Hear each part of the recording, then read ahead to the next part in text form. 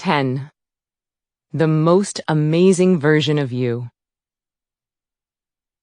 I'm going to ask you something rather blunt. What matters most in terms of your work performance? Are you evaluated and potentially promoted based on how you feel about your job or how you actually perform your job? This, I believe, is one of the most important questions to consider as you decide if it's worth it for you to commit to doing your daily Z technique or not. I hear from countless potential students that they are curious but ultimately reluctant to try because they are too busy or simply don't like the idea of becoming one of those meditation types. That's good, because at Ziva, we aren't really into that either. In fact, most of our students come to us looking for a tool to improve their performance rather than a way to become a meditation type. It really doesn't matter how you feel about meditation itself. I'd encourage you to consider this. Does anyone care how they feel during the 48th minute on the Stairmaster? Does anyone really give a second thought to whether or not they're really enjoying the 8 glasses of water they drink a day? Of course not. But what people do care about is whether their blood pressure is down and they have more energy. What you probably care about is whether your clothes fit you better, if your skin is more radiant, and if your mind is sharper. In other words, how you feel about the process of pursuing physical health doesn't matter. All that ultimately matters are the real results that come from those lifestyle changes. The same is true of meditation.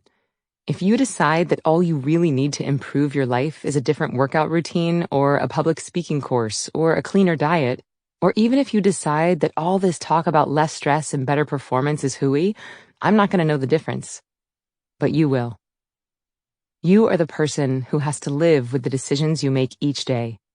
Maybe those other changes really will do the trick for you, and if that's the case, I wish you all the happiness in the world, truly. But if you've tried the same old changes before without lasting success, maybe it's time to try something else. If your professional life is stagnant or your home life feels stuck in a rut, or if you feel a mental block that ingenuity simply cannot permeate, you can wait. But for what? Maybe new opportunities will land in your lap. Maybe that brilliant idea will suddenly come to you in a flash of genius. Maybe your health will magically improve. Maybe your muscle tone will increase and your cholesterol count will decrease and you'll instantly become a paragon of physical fitness. Maybe your years of accumulated stress will all magically dissolve one day. Maybe things will get better by waiting. Maybe, but probably not. You can wish for a new and improved version of you to live a new and improved version of your life, or you can do something new. As the saying goes, the definition of insanity is doing the same thing over and over again, but expecting different results. You are not insane. You're amazing. You just have to be willing to trust yourself to cultivate that amazingness. One of my other favorite quotes is from Albert Einstein, who reportedly said, "No problem can be solved at the same state of consciousness with which it was created." If you're having some lingering problems you haven't been able to solve for a while, maybe now is the time to try a practice that has been scientifically proven to increase your cognitive performance and up-level your state of consciousness. Now is the time to decide and commit. Make a promise to yourself and keep it. Every time you do, you build personal integrity. The lowdown on up-leveling. In the realm of video games, leveling up means that a character has somehow won, achieved, or otherwise gained a higher level of success within the electronic world, which results in gaining new skills, new tools, or entry into other areas of the game. In other words, the character becomes a more advanced version of themselves. In the real world, this same process has recently come to be known as up-leveling. An up-leveler, as we say at Ziva, is simply someone who wants to be better every day. Someone who is committed to learning, growth, and cultivating their skill set or competencies to the point that they are able to access higher echelons of performance, contribution, and accomplishment. I can see you rolling your eyes. Come on, Emily, isn't that just a fancy new term for self-help? Nope. Up-leveling is not just about improving self. It's about getting better at life. And not just your own life, but the lives of people around you. Like the old expression goes, a rising tide lifts all boats. When you begin to up-level your life, the people around you can't help but benefit from your increased productivity, insight, wisdom, confidence, and empathy. They, in turn, become inspired and empowered to up-level their own lives. I mean, who wouldn't want to enjoy the benefits of being an up-leveler? Getting better at literally everything while also becoming a better person? Yes, please. I'll take two. But up-leveling isn't an accident. You have to be willing to lay the foundation that makes it possible. And it doesn't just happen. You have to invest yourself in the process in order to yield the benefits. Up-leveling is not a stroke of luck. It's a choice. When I use the term up-levelers, I'm referring not to people who stumbled into success. We all know at least one of those. I'm talking about people who actively and deliberately made the choice to raise their performance in life from one level to a higher one. Up-levelers are dedicated not just to pursuing short-term goals, but to raising the quality of every aspect of their mind, body, relationships, and interactions with the world. That is why I beat the drum of mindfulness, meditation, and manifesting so steadily. These mental techniques offer the highest yield with the least amount of effort of any behavioral practice I know. If you want to up-level your life and enjoy all the benefits doing so brings to you and those around you, you have to be willing to do the work to break yourself out of some old patterns. All our habits bear re-examining periodically to make sure they are still consistent with our current beliefs, priorities, and goals. That is one of the hallmarks of a successful individual in any field, a willingness to adapt habits in a continual effort to improve. You can stay where you are, as you are, altering nothing about yourself but hoping that things will somehow change for you, or you can make small but purposeful adaptations, just a few adjustments or tweaks to your daily schedule, and begin to see deep, fundamental changes and improvements in how you think, how you perceive the world, and who you are as a human being. The choice is ultimately up to you, but as the saying goes, a year from now, you'll wish you'd begun today. The genius in your genes. Speaking of Einstein, he was just one of an impressive list of geniuses who seemed to grasp the significance of short, scheduled periods of rest during the day. Leonardo da Vinci famously followed a rather strange sleep pattern.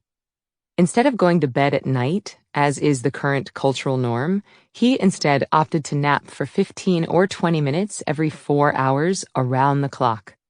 Sometimes he would sneak in slightly longer rests, but never more than 2 hours. This practice, known as polyphasic sleeping, is a pretty extreme, almost manic approach to slumber. But Aristotle, Albert Einstein, Thomas Edison, Nikola Tesla, and Salvador Dali also engaged in brief, scheduled periods of repose during the day as a means of rejuvenating their minds and unblocking their ingenuity. Einstein was rumored to take 20-minute naps when he couldn't solve a problem, then come back to look at it from a fresh angle. This suggests to me that although he may not have had access to these particular techniques born out of ancient India, he was cognizing his own way to access Turiya, or that fourth state of consciousness. In fact, the writings of visionary inventor Tesla demonstrated that he was very familiar with the Vedas and the wisdom contained inside. No, I am not claiming that all of these visionaries were practiced meditators, that we know of anyway. Nor am I implying that you, too, will be able to peek behind the curtain of space and time if you just follow the Z technique. Though if you do, it would be awesome if you could give us a shout-out in your Nobel Prize acceptance speech. But I am saying that the annals of history are full of extraordinary men and women who understood the importance of short periods of rejuvenating rest during the day as part of the creative process. Modes of thinking that are out of the ordinary require preparation that is out of the ordinary.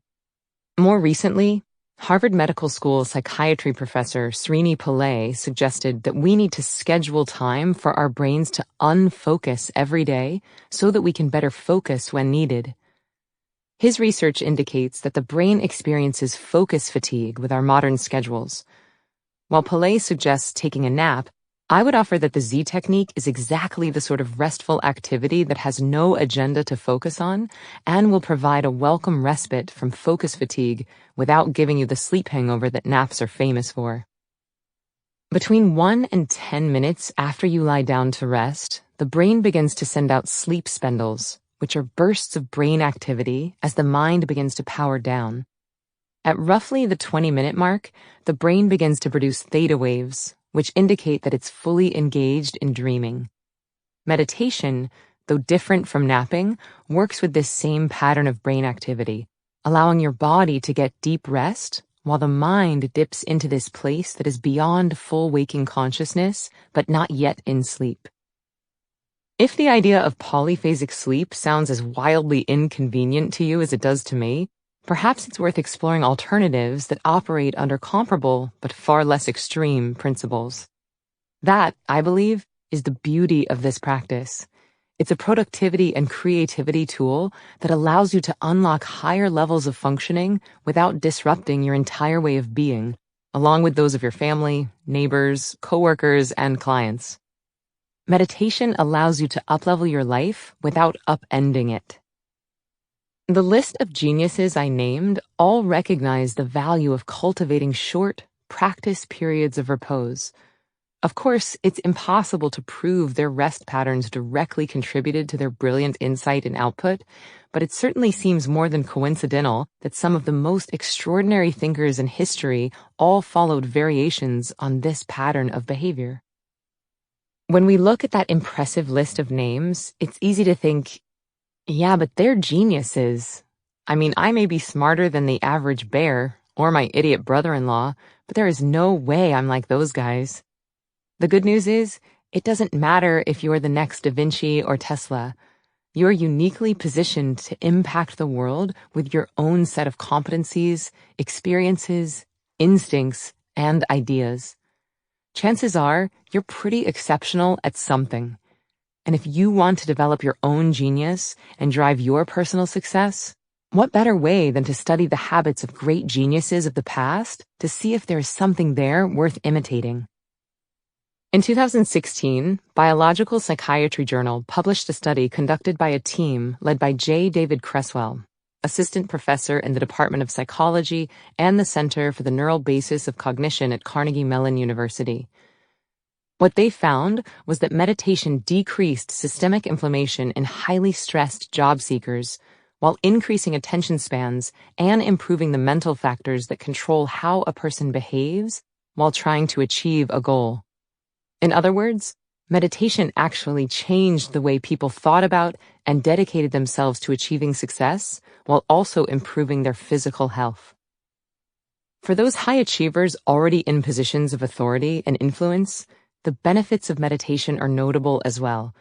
After a 15-minute meditation, people made more confident and sound business decisions according to a series of experiments conducted by an international team of researchers, which included a professor from the Wharton School of Business. Both our anecdotal evidence at Ziva and scientific evidence point to the fact that meditative rest seems to have a direct correlation to an improvement in our mental capacities and competencies, as well as a broadening effect on our ingenuity and creative problem-solving abilities. But why? Insight and intuition. One of the biggest benefits of meditation is something we don't talk about much because of how profoundly hippy-dippy it sounds: the expansion of consciousness. Before you stop listening, thinking, I was with you up to this point, but now we're just getting into ridiculousness, I'd like to take a moment to talk about what consciousness is in terms that don't sound like I moonlight selling patchouli from the back of a VW bus. Consciousness is the animating force inside all of us, the quality or state of being aware, especially of something within oneself. Every living thing is expressing consciousness, but to varying degrees. For my dog, expanded consciousness might look like a realization that while there is one person offering a snack, there is a second one offering a belly rub, and then having to decide which person to go to. No great moral implications there, but for humans, when I talk about expanding consciousness, what I mean is our awareness of how we connect with the world and our place in it. The more consciousness a person has, the more joy, peace, equanimity, and connectedness that person will enjoy. Less consciousness can create more suffering and more feelings of isolation. There are 3 telltale signs of how much consciousness you have. 1, the ability to hold many things in one awareness. That is, to be mentally engaged on multiple levels effortlessly. 2, the ability to detect subtleties. 3, the ability to detect themes. How you perform in each of these matters has a direct impact on your personal and professional achievements. Consider, for example, your ability to hold many things in one awareness or pull the lens back. Are you able to manage one project while pursuing leads and pitching ideas for the next one? Are you able to run a board meeting and be acutely aware of the hard facts of the negotiations while simultaneously noticing the emotional dynamics at play in the room? If you say yes, chances are that you're headed for the corner office more quickly than the person who melts down when pulled off task by a simple question. Are you able to operate your car, drink your coffee, put the address of the soccer fields into your GPS, and keep your kids and the carpoolers in your back seat under some semblance of order while you mentally reflect on your tasks for this week? If so, you're the super parent that all the other moms and dads marvel at. Now, think back to one of those days when you could barely manage 1 or 2 of those tasks at a time without freaking out, spilling your coffee, or forgetting something important you were supposed to be doing. Of course, we're all going to have bad days when nothing seems to go our way, but when your default setting is effortlessly holding many things in one awareness because you have the mental space from eradicating useless stress, you're destined for a different kind of success. And how does meditation accomplish this?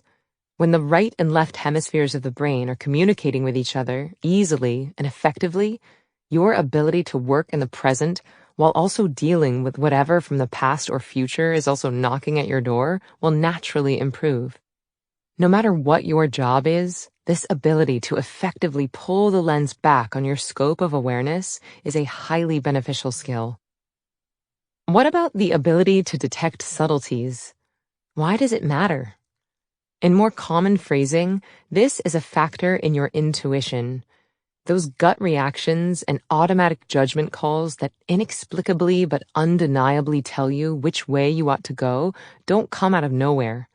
They are the result of your mind detecting and registering sometimes extremely subtle pieces of information that act like clues pointing you in the right direction.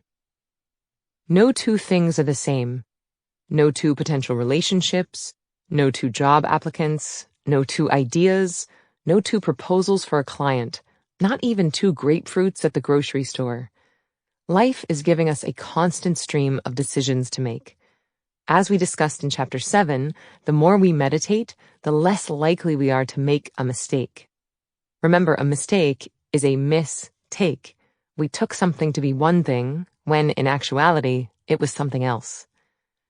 Mistakes happen when we overlook something or make a judgment call that is clouded by longing. In a professional setting, finely honed intuition can be the key to success. Truly great leaders often seem to have a knack for when to take a gamble and when to play it safe, when to take someone at their word and when to call a bluff, when to trust someone and when to cut ties. For some people, intuition is a gift. For others, it's a skill they must actively cultivate. Either way, the ability to detect subtle differences in a more precise and accurate way is always an essential element in upleveling your performance. When you use meditation to access your fulfillment internally, you erase that fog of longing. You clear the way for your perception to become keener and more consistently accurate. Finally, let's consider the ability to detect themes. How conscious are we of the themes at work around us every day? A theme is simply a pattern, and people, families, organizations, nature, they are working in patterns all the time. Now, it's pretty easy to detect other people's patterns. We are all experts when it comes to our roommate or our best friend's love life.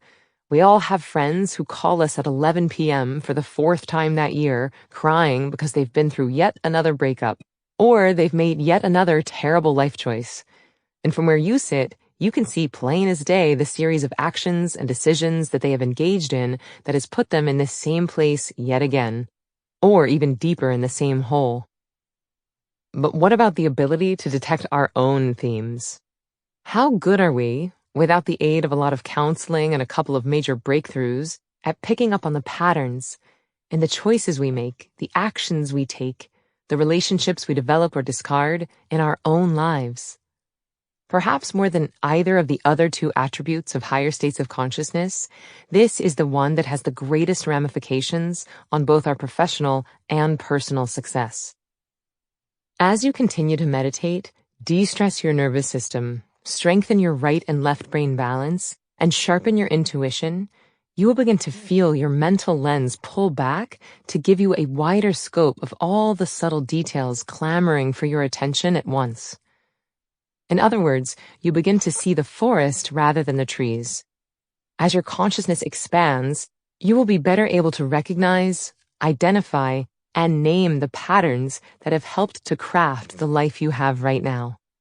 This understanding will allow you to put your time and attention on the themes that are constructive and take away your energy and resources from the themes that are destructive. Expanded consciousness, you see, is not about mind trips with cosmic visions or dancing naked in the woods to become one with nature, at least not the way we're exploring it in this book. And if that's your thing, you do you. What the Z technique will help you achieve is an awareness and elegance as you navigate the unending demands of your work life, home life, social life, and love life. You will find yourself handling your multitude of responsibilities with more grace and greater effectiveness. You will be more keenly attuned to the little clues that point you toward the best decisions, and you'll be more able to spot and eliminate damaging patterns while fostering positive ones. This ability to view the world through both ends of the telescope, the big picture patterns, and the microscopic details, is the ultimate key to becoming the most amazing version of you. Stop the apology addiction. Before we close this chapter, I'd like to look at how the expansion of consciousness you're now developing can help you move from downplaying your own abilities to celebrating your best self with no sense of guilt, apology, or backpedaling. As you start meditating, your deserving power increases. Deserving power is what you secretly believe you deserve. As you know, we don't get what we want in life, we get what we believe we deserve. Over time, this increase in deserving power will help you break the apology addiction. Not long ago, a friend invited me over for dinner. She asked me to bring my favorite bottle of wine to pair with a special meal she was preparing. She'd been hungry to test out a new recipe and thought I would be the perfect guinea pig. I arrived promptly at 7 p.m., excited to try some delicious new cuisine that my friend had prepared with so much love. She invited me in and opened the entirely too expensive for a screw-top wine that I had brought. The timer went off, and when she presented her stunningly crafted meal, she placed it down on the table and immediately said, "I'm so sorry. This just didn't turn out how I wanted it to. It's probably terrible. It's okay, you can tell me if it's terrible. I won't be offended. I'm not really much of a chef anyway."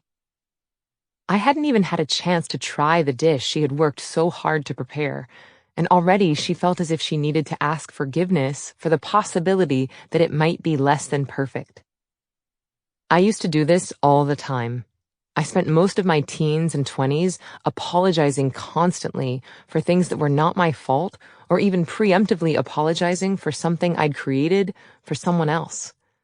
This is a common trait in children of alcoholics.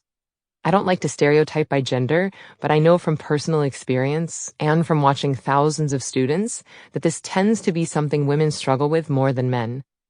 Thankfully, as I began to grow in my practice, I was able to curb this behavior, but I know it's still a rampant problem for many of us.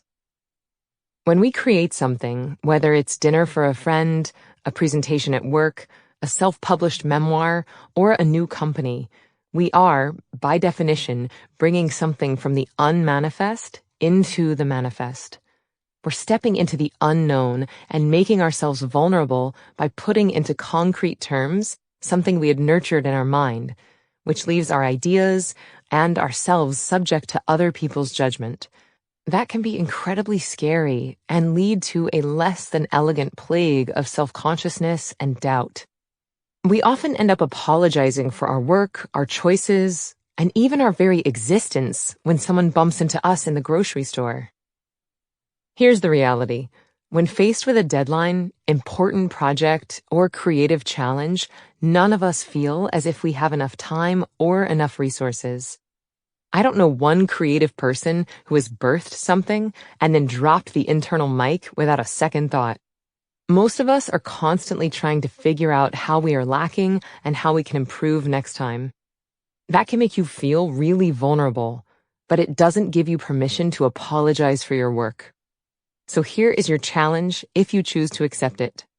Don't preface your future unveilings of any kind by pointing out and obsessing over every tiny flaw. You may judge something as imperfect, but others might not view it that way at all. When you apologize preemptively, you're giving them permission to lead with disapproval. And my friend's dish, by the way, ended up being utterly delectable. Her worry and stress were for nothing. The whole meal tasted divine. But even if it hadn't been great, we still enjoyed a wonderful evening of friendship and laughs together. That experience by itself would have made up for any failings in the food. And my hypothesis is that if she hadn't preemptively apologized for something that did not need forgiveness, it may have tasted even sweeter. When we criticize our creations while presenting them, we are actually insulting the recipient if they enjoy it. Rude. We all know that one of the most important elements of success is confidence, whether real or projected. No one wants to follow a shaky leader who second-guesses their own decisions and abilities. When I learned to meditate, I found a new and very different sense of confidence and trust in myself. This allowed me to snuff out my apology addiction pretty quickly. As I learned to hold multiple things in one awareness, I became much better at meeting all my obligations with a higher degree of proficiency. This gave me a stronger sense of my own capabilities. As I learned to trust my intuition, I found the confidence in my choices growing daily. And as I became more adept at detecting patterns in both myself and others, I felt my insight and creativity grow as I found new solutions and new ideas that took my life and my career in a direction I knew was going to have a powerful impact. There is a second aspect to this, however, and that is to break the addiction to trying. In the famous words of Yoda, do or do not. There is no try. Trying is an attempt to achieve something. Are you trying to be successful? Trying to get in shape? Trying to save money? Trying to meditate?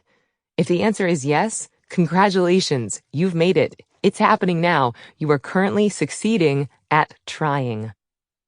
The thing is, though, trying isn't enough. A tree doesn't try to grow, it just grows. A flower doesn't try to open, it just opens. Don't try, do. You never hear real power players say, I'm trying. They say, I am doing. Oprah didn't say she was going to try to start a network. She just started it. You either do things or you don't. The security blanket that trying gives us is false, stagnant, and dangerous. I'm not suggesting laziness. Just the opposite, in fact. Work is important and necessary. Take inspired action on your desires to accomplish and to do every single day. No one wants to pay to watch you do something with effort, but everyone will want to see you do your work with a sense of ease, confidence, and self-assuredness. We want to move into a space of working because we love the work and love creating for the sake of creating. We do the work so that we afford ourselves the luxury of effortlessness. This holds true for your new practice as well. You do the work of scheduling it. You do the work of bravely moving through the discomfort of the emotional detox. You do the work of getting your buns in the chair twice a day, every day. If you do that, you afford yourself the luxury of effortlessness when you're in the sitting itself.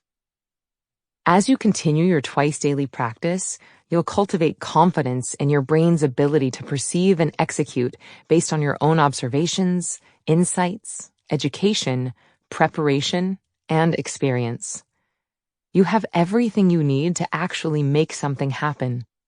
Most of us have spent a long time strengthening the trying muscle because it gives us an easy way out if we don't succeed. Get rid of that safety net. Go out and do with elegance and confidence. You might fail. Do it anyway. Once you break the apology addiction and the trying trap, you can step into the most amazing version of you. Ideally, we work passionately on the task at hand and do the best that we can with our current abilities and understanding. How do we find peace with such a bold shift in habits? Step 1, scheduling and committing to your new twice-a-day habit. This will allow you to cultivate a level of ease that comes from trusting yourself and your ever-increasing cognitive capabilities. Eyes open exercise. Breaking the apology addiction. Many of us have varying degrees of apology addiction, and it shows up in a lot of different ways, from mindlessly saying sorry when someone bumps into you to qualifying your work when you present it. So here's a challenge for you. For one whole week, challenge yourself not to apologize. To keep track, find a special place in a journal or even make a note in your handy smartphone where you can keep a tally of each time you unnecessarily apologize and catch yourself after. See how many times you apologize unnecessarily in a week. Pro tip: don't turn into a nightmare person. If you've actually wronged someone or hurt someone, or if an apology is actually relevant and needed, then by all means ask for forgiveness. What I want you to keep track of for 1 week is how many times you mindlessly fall into an old habit of accepting blame for something that has nothing to do with fault. Notice how your self-perception changes when you stop engaging in this behavior for only a week. Then decide if you want to keep the challenge going. Ziva case study number 6. Stress less, accomplish more. Christy Oros, Realtor. I started Ziva because I heard Emily had a highly sought-after practice aimed toward high achievers. I thought this might be exactly what I needed to learn, and who I needed to learn it from. What I wanted was relief from stress, anxiety, and mild depression, induced partly by heredity and partly by the daily trappings of being a full-time realtor. Pre-Ziva, I was working about 60 to 70 hours a week, depending on the season. I was burned out, to say the least. When you feel chained to work all day, every day, it affects your entire life. You start to find social events an annoyance because they are taking you away from time that could be spent working. You take your stress out on those who you know will stick around. Depression comes along when you use adrenaline to keep your head above the workload. You quit doing anything not work production related. On rare days off, you find yourself staying in bed, half awake, for 12+ hours straight, attempting to recharge in some way. So, yeah, I needed some help. I spent 3 years on a mild antidepressant and decided that masking the symptoms wasn't solving it for me. I needed to go inward and change something. Off the pills, onto the meditation. I took the Ziva course and have been meditating twice a day for more than 2 years now. Emily has this saying, stress less, accomplish more. As a skeptic, I thought, seriously? Come on. I am loving this mindfulness, meditation, and manifesting thing, but that may be taking it a bit too far. 7 months later, at the height of the busy season in Florida real estate sales, I found myself working only 40 to 45 hours a week. At first I panicked, thinking, am I failing as a realtor? Why am I not working constantly? I heard from another realtor. She worked 20 hours this weekend, but I only worked 6. Am I going to go hungry next month and lose everything because I'm not working as much as she is? Then I looked at my production numbers. And I actually had to check them twice because I didn't believe what I was seeing. I actually sold more real estate in the first 6 months of this year of meditation than I did the entire previous year without taking 15 precious minutes twice a day out of my packed schedule. That's right. I worked less and accomplished more. I also realized that I was sleeping better and had not felt the dark cloud of depression following me for months. I even found myself listening more and talking less. Your changes may be similar or quite different, but I promise you that you will find the process worth the investment on many levels. I cannot recommend this practice enough. Ziva Case Study Number 7. From Good to Great. Ari Whitten, best-selling author, dad, and health coach. My life was far from a mess when I started Ziva. In fact, life was already pretty damn good. I had a thriving business, a wonderful partner, and a beautiful 1-year-old son. Yet not all was perfect. With the demands of running a business and the 7-day work-week life of an entrepreneur, plus being a new dad, life certainly was hectic at times. So much to do. Constant interruptions. Add sleep deprivation from a baby into the mix, and it became tough to get things done. As projects started to pile up, it got to the point where I was chronically feeling overwhelmed, always feeling like there was more to do than I had time for. My mind was constantly preoccupied, trying to keep track of everything I needed to do. That led to low-level stress and anxiety permeating my days.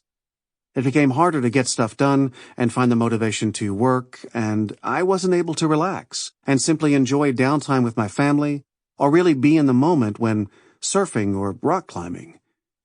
My sleep was disturbed because I couldn't turn my mind off at night. My body was in a constant state of tension, including aches and pains due to stress. It started to sap my energy and impair cognitive performance, motivation, and physical performance during sports. It became a vicious cycle. At some point during this cycle, I became conscious of the fact that I was losing the ability to be present and relaxed, to just laugh, play, and enjoy the moment. So I made the decision that it was time to start meditating again.